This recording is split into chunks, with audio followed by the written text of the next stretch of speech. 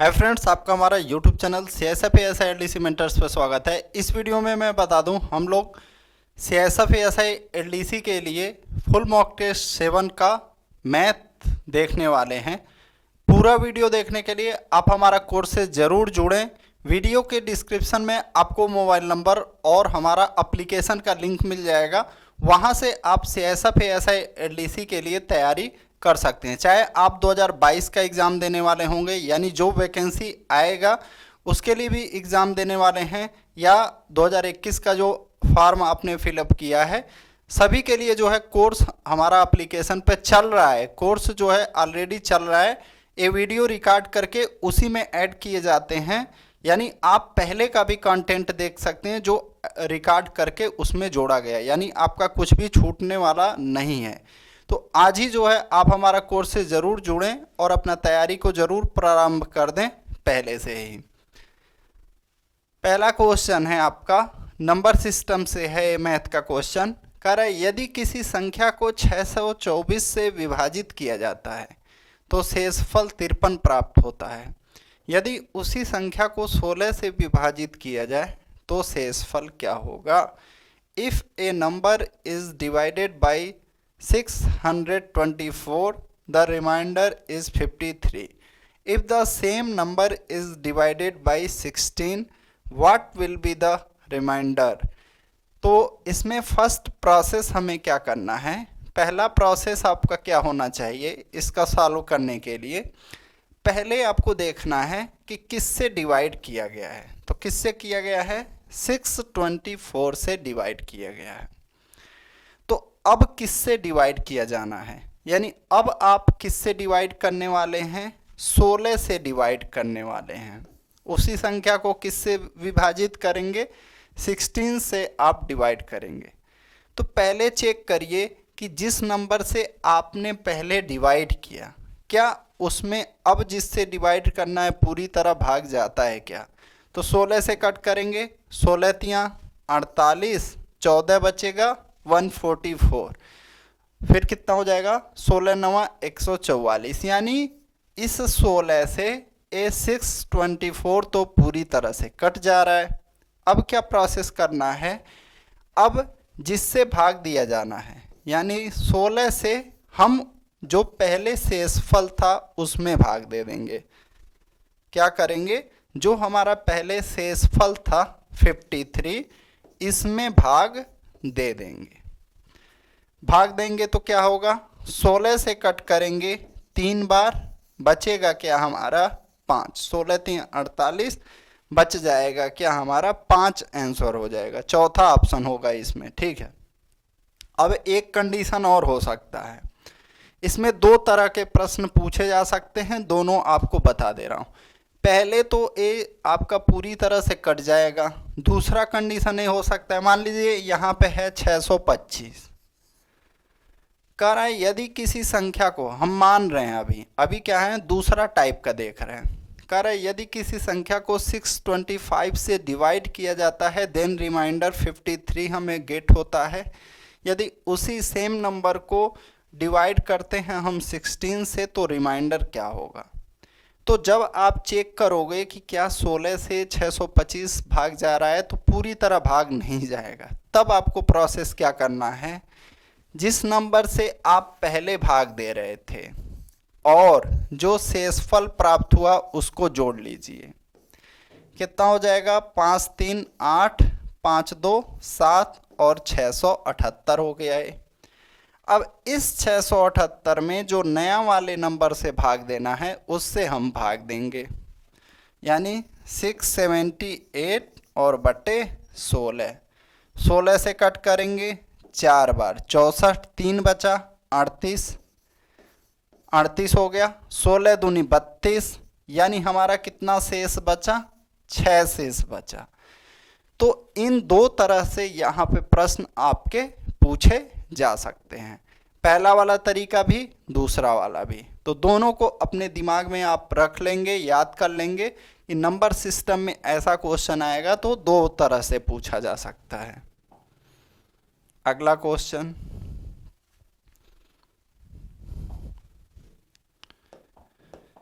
कह रहा है 6 अंकों वाली वह छोटी से छोटी संख्या ज्ञात करें जो 53 से पूर्णतः विभाजित है। Find the smallest 6 digit number which is exactly divisible by 53। यानी आपको 6 अंकों का छोटा से छोटा नंबर बताना है जो 53 से डिवाइड हो। तो पहले आपको क्या करना है, 6 अंकों का छोटा से छोटा नंबर लिख लीजिए। आपने क्या किया, 6 अंकों का छोटा से छोटा नंबर लिख लिया। इसमें भाग कितने से देना है, 53 से। तो देखिए 53 से देंगे तो क्या होगा, यहाँ पे 53 से एक बार जाएगा, कितना अब बचा यहाँ पे 47, जीरो उतार लेंगे, फिर 470 है, फिर 53 से भाग देंगे, 5 8 बार 9 बार करेंगे तो 470 से अधिक हो जाएगा, 479 हो जाएगा। तो हम क्या करेंगे, 8 बार करेंगे। 8 त्रिक 24 को 4, 2 बचा, 8 25 40, 2 42, 70 में से 24 जाएगा, कितना जाएगा, 10 में से 4 गया 6, 7 में से 2 गया 6, में से 2 गया 4। अब फिर जीरो हम इस वाले जीरो को नीचे लाएंगे। तो आपने देखा था 53 से 8 बार 424, फिर हमारा क्या होगा, 8 बार जाएगा, कितना आएगा 424। अब बचेगा हमारा 36, फिर हम इस जीरो को लास्ट वाले को यहाँ लाएंगे, कितना हो गया 360। कितनी बार जाएगा, 7 बार जाएगा, क्या 6 बार जाएगा, कितना 6 बार, 6 त्रिक 18 को 8। लेकिन जब आप 6 बार करेंगे तो देखेंगे 360 से छोटा नंबर प्राप्त होगा। तो जब 360 से छोटा होगा तो वह संख्या 6 अंकों की नहीं होके 5 अंकों की हो जाएगी। क्या, 6 अंकों का ना होके 5 अंक का हो जाएगा। तो आपको क्या करना है, जितनी बार इसमें पूरा तरह भाग जा रहा है, तो कितनी बार जा रहा है, 6 बार जा रहा है, लेकिन आप 7 बार करिए। कितना बार करिए, 7 बार करिए।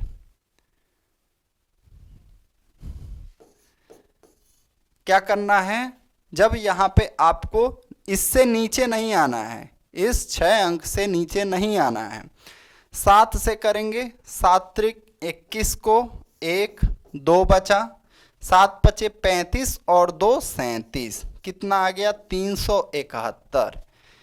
यानी अगर यहाँ पे मान लो आपके पास 360 नंबर है या 360 रुपये हैं और 11 रुपये होते, कितना, और 11 रुपये होते, जैसे यहाँ पे कितना है 371, यानी और आपके पास 11 रुपये होते तो आपका पूरी तरह से 53 से डिवाइड हो जाता। आप क्या करिए, इसमें 11 ऐड कर दीजिए, 1 2 3 4 5, इसमें हम 11 ऐड कर देंगे, कितना हो जाएगा, तो ये हमारा आंसर हो जाएगा। देखते हैं कौन सा ऑप्शन होता है लास्ट में 11, हमारा दूसरा ऑप्शन जो है आंसर हो जाएगा। अगला क्वेश्चन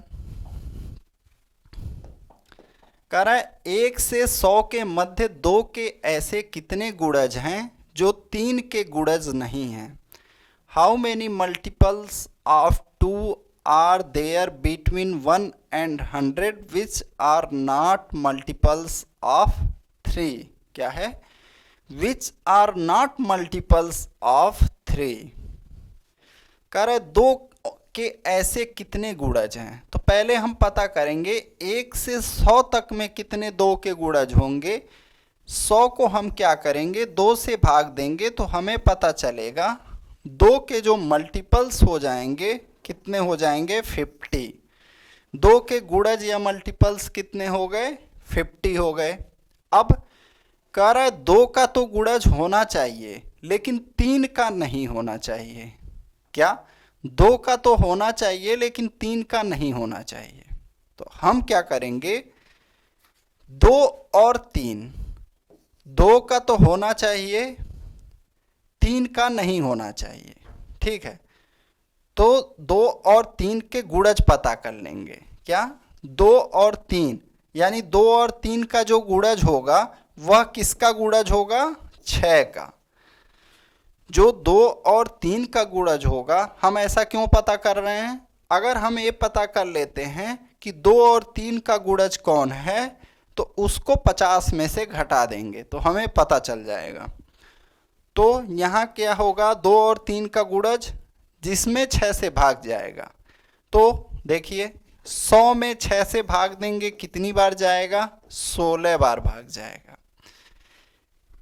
यानी ऐसे जो है 16 गुणज हमें मिल जाएंगे। अब क्या करेंगे? इस 50 में से आप 16 घटा दीजिए। हम क्यों घटा रहे हैं?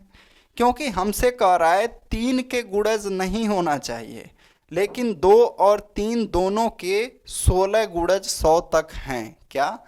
2 और 3 के 16 गुणज 100 तक हैं। कैसे? देखिए 6, 12, 18, 24, 30, 36, 42, 48, 54, 60, 66, 72, 78, 84, 90 और 96। तो इसमें आप देखेंगे 2 का भी गुणज है, 3 का भी गुणज है, 2 का भी है, 3 का भी, 2 और 3 दोनों का। ऐसे ही आप देखेंगे यहाँ तक 2 और 3 दोनों के गुणज हैं। लेकिन हमसे कह रहा है 2 का तो गुणज होना चाहिए लेकिन 3 का नहीं होना चाहिए। तो क्या करेंगे? हम इस 16 नंबर को 50 में से 16 घटा देंगे तो हमारा आंसर क्या आ जाएगा? 34। क्या हो जाएगा? 34 जो है हमारा आंसर हो जाएगा। यानी ऐसे 34 संख्याएं होंगी। कितनी संख्याएं हो जाएंगी? 34 नंबर हो जाएगा। अगला,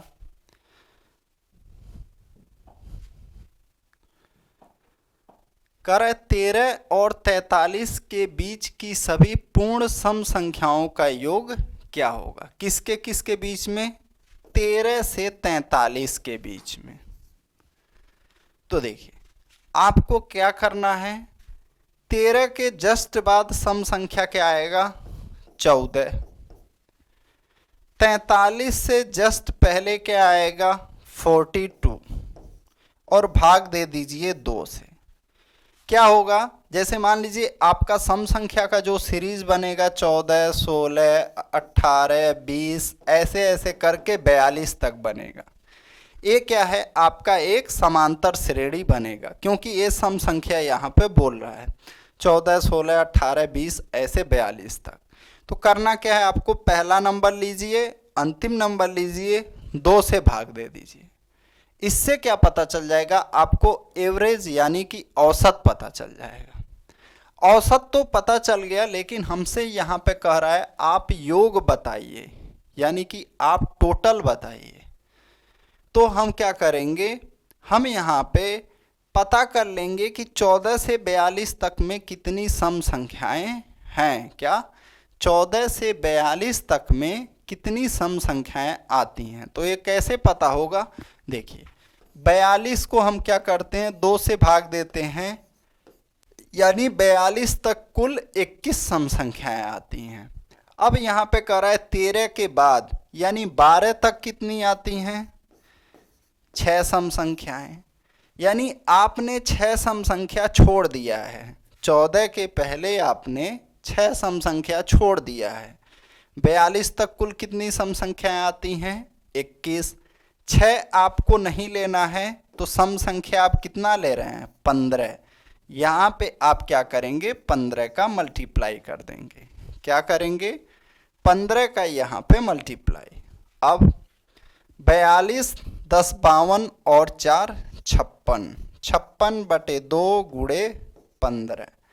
2 से कट करेंगे 28। 28 और 15 का हम क्या करेंगे? मल्टीप्लाई। 15/120 को 0, 12 बचा। 15 दूनी 30 और 12 42।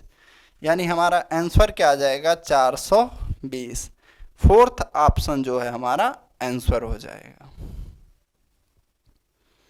अगला क्वेश्चन आपका सिंप्लीफिकेशन का है। सिंप्लीफिकेशन में सबसे पहले आप बॉडमास का नियम देख लीजिए।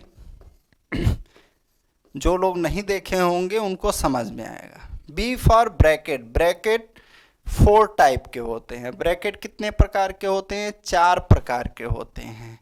Line bracket, small bracket, medium bracket और आपका बिग ब्रैकेट। इनको इसी हिसाब से सॉल्व भी करते हैं। यानी सबसे पहले लाइन ब्रैकेट को सॉल्व करना है, फिर स्मॉल को, फिर मीडियम को, फिर बड़ा को। तो आप यहाँ पे देखिए, ओ का मतलब हो गया ऑफ, फिर डिवाइड, फिर मल्टीप्लाई, फिर प्लस, फिर माइनस। तो ये चीज़ जान लीजिए आप। BODMAS bracket of, divide, multiply, add, subtraction. अब क्या करना है, हमें इसको सॉल्व करना है। तो देखिए सबसे पहले हम क्या करेंगे, ब्रैकेट वालों को, लेकिन आप इसको भी कर सकते हैं। कहाँ से? देखिए, इतना एक पार्ट में ले लीजिए, इतना एक पार्ट में ले लीजिए और इतना एक पार्ट में। तो इसको करेंगे तो क्या मिलेगा? पहले आफ वाला करना है। भाग है, आफ है, तो आफ को पहले करेंगे। तो 5/40 क्या हो जाएगा? 20/40। यहाँ गुणे का चिन्ह, ब्रैकेट बनेगा ही बनेगा। अब इसको सॉल्व करते हैं। 6 में से 3 घटाएंगे, 3 आएगा। लेकिन इस 3 का आप गुणा नहीं कर देंगे, पहले 9 में 6 का भाग देंगे। तो 9 में 6 का भाग देंगे, कितना आ जाएगा? 9/6 को क्या लिखेंगे? 3/2 और एक गुणे, यानी कितना हो जाएगा? 3 त्रिके 9/2। 9/2 को आप 9/2 ही लिख दीजिए यहाँ पे, गुणे 9/2। अब इसको सॉल्व करेंगे तो यहाँ पे ऑफ है, 2 का गुणा आप 20 में ऑफ करेंगे, 40 हो जाएगा, यानी -10/40। 0 0 कट गए, यानी 1/4। सॉल्व करते हैं इसको। भाग है तो भाग को पहले करते हैं। 20/40 यानी 1/2 गुणे 9/2 माइनस 1/4। ये कितना हो जाएगा? 9/4 माइनस 1/4 कितना आ जाएगा? 9/4 और यहाँ भी 4, यहाँ भी 4, 4 एलसीएम हो जाएगा। 9 में से 1 जाएगा, 8 हो जाएगा। क्या आ जाएगा हमारा? 2 आंसर हो जाएगा, दूसरा ऑप्शन।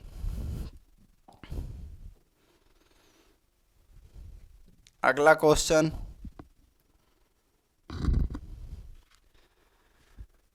यहाँ पे सबसे पहले ऑफ नहीं है तो डिवाइड को करते हैं। 8 में 2 का भाग देंगे, क्या आ जाएगा? 4। 4 का गुणा 3 में करेंगे, 4 का गुणा 3 में करेंगे, क्या हो जाएगा? 9 माइनस 12। 9 माइनस 12 कितना आ जाएगा? -3।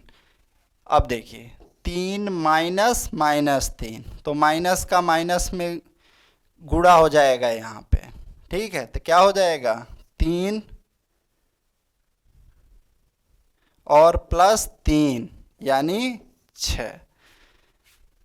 माइनस का माइनस में गुणा होगा तो चिन्ह किस में परिवर्तन हो जाएगा? प्लस में। 3 और 3 कितना हो जाएगा? 6। हमारा आंसर क्या हो जाएगा? 4th option. अगला क्वेश्चन,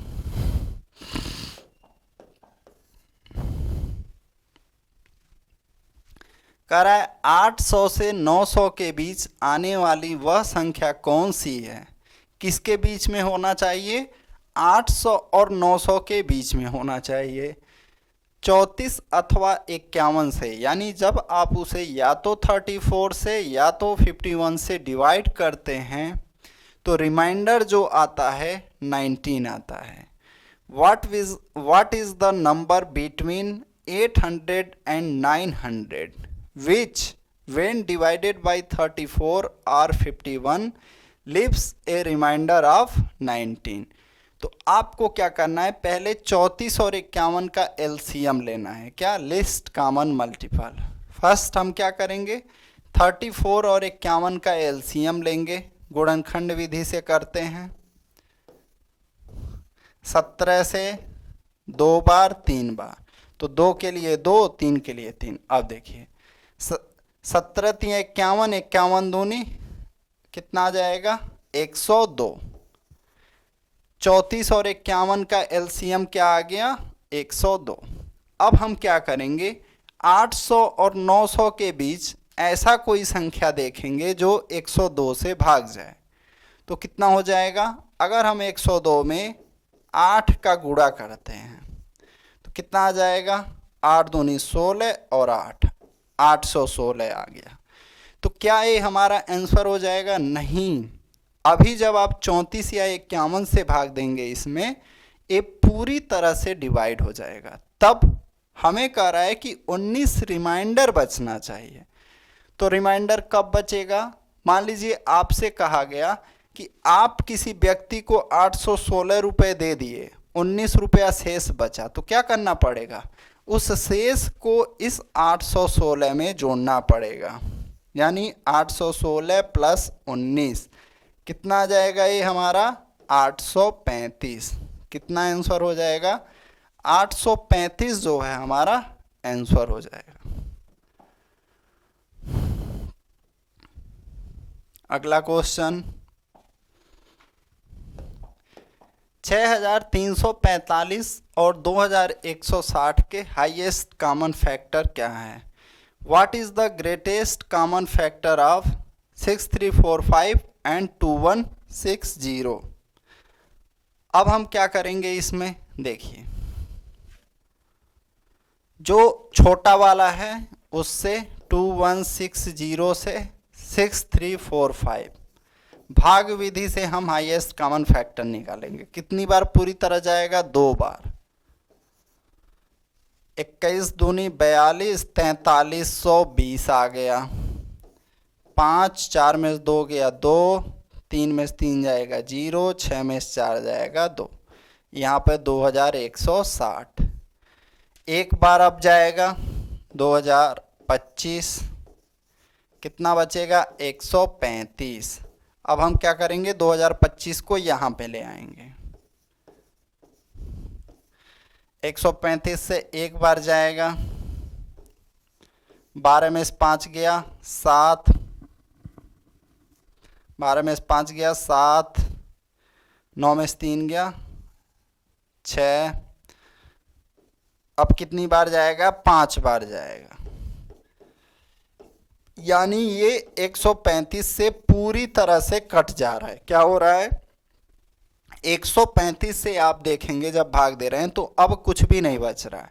यानी हमारा हाईएस्ट कॉमन फैक्टर जो हो जाएगा कितना हो जाएगा 135। कितना हो जाएगा 135।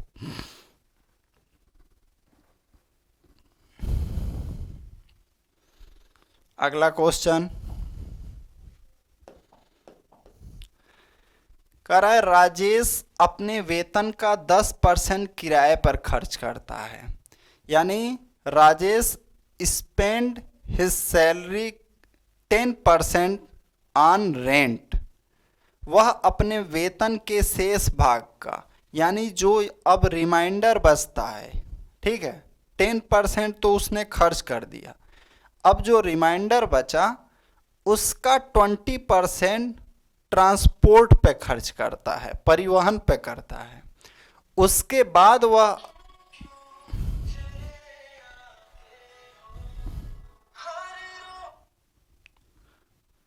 हाँ अभी करता हूँ सर, थोड़ा क्लास में हूँ, अभी करता हूँ। हाँ हाँ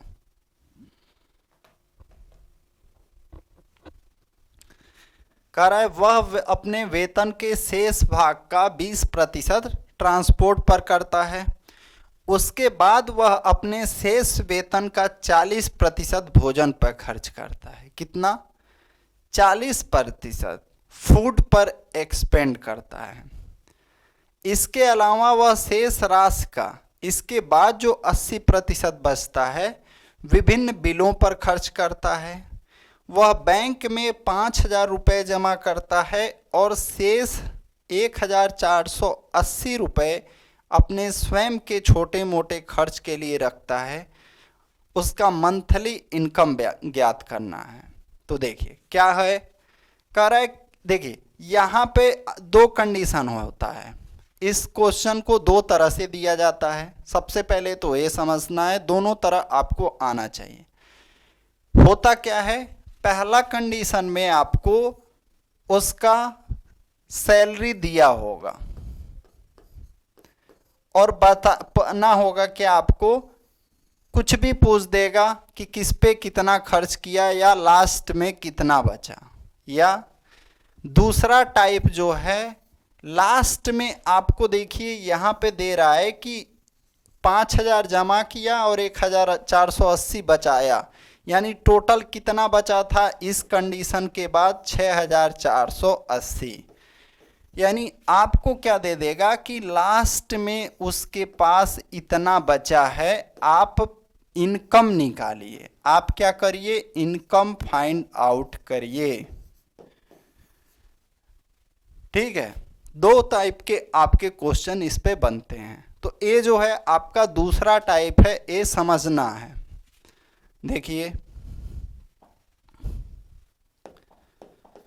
कह रहा है राजेश अपने वेतन का 10% किराए पे सब कुछ हो गया। जब दूसरा प्रकार रहेगा क्या करना है, आपको लिखना है 6,480। हमने क्या किया, इन दोनों को जोड़ लिया, 6,480। हमें वेतन निकाल रहे हैं, यानी शेष जो बचा है उससे वेतन निकाल रहे हैं। इसमें क्या करेंगे, गुणा किसका करेंगे, ये 10% किराए पे खर्च किया है तो गुणा क्या करना है आपको, 100/90 का, 100/90 का करना है। जब आप शेष बचे हुए से वेतन निकालेंगे तो 100 ऊपर रहेगा और नीचे 100 में से घटाते जाएंगे, इनको क्या करेंगे, घटाते जाएंगे। लेकिन आप वेतन से जब शेष निकालेंगे तो सेम उल्टा हो जाएगा, ये जो 90 है ऊपर 100 नीचे। लेकिन आप क्या कर रहे हैं, जो आपके पास शेष बचा है, क्या जो आपके पास शेष बचा है उससे वेतन निकाल रहे हैं। गुणे 20% परिवहन पे 100 में से 20 घटाएंगे, 80/100 बचे, 100/80 बचेगा। उसको हम क्या लिख सकते हैं, 100/80 को 5/4। फिर शेष वेतन का 40% भोजन पे 100/60, 100 में से 40 घटाएंगे कितना, 60, 100/60 को क्या लिख सकते हैं, 5/3। 80% विभिन्न बिलों पर, यानी 100/20 को क्या लिख सकते हैं, 5 लिख सकते हैं। अब 5 से इसको कट करेंगे 18 बार, 18 से इसको कट करेंगे, 18 तिया 54, 10 बचा, 18 छका 160, 360। गुणे यहाँ पे 100 गुणे 25 और नीचे 12, 12 से कट करेंगे 30 बार, 30 का यहाँ गुणा हो जाएगा, कितना आ जाएगा, 3,000 गुणे 25, 25 तिया 75,000। देखते हैं कहीं कुछ मिस्टेक हुआ है क्या। 18, 5 से कट किए 18, 18 तिया 54, 18 छक्का 360, 100 और गुणे 25, 12, 12 तिया 36, 30, 300, 25 तिया 75। हाँ, दूसरा ऑप्शन हमारा सही है, 75,000। देखिए हम लोगों का भी कितना आया था, 75,000। अगला क्वेश्चन है आपका, कह रहा है कि ए का भार बी के भार से 20% अधिक है, जिसका भार सी के भार से 30% अधिक है। ए का भार सी के भार से कितने प्रतिशत अधिक है। यहाँ पे क्या कह रहा है, ए गलत यहाँ पे हो गया है, ठीक है, ये वही क्वेश्चन आपका ट्रांसलेट हो गया है। यहाँ पे हम बता देते हैं, A is 20% more weight than B. A जो है हमारा बी से 20% अधिक है, which is 30% more weight than C. यानी बी जो है सी से 30% अधिक है, यानी अगर ये 100 है तो यह 130 है।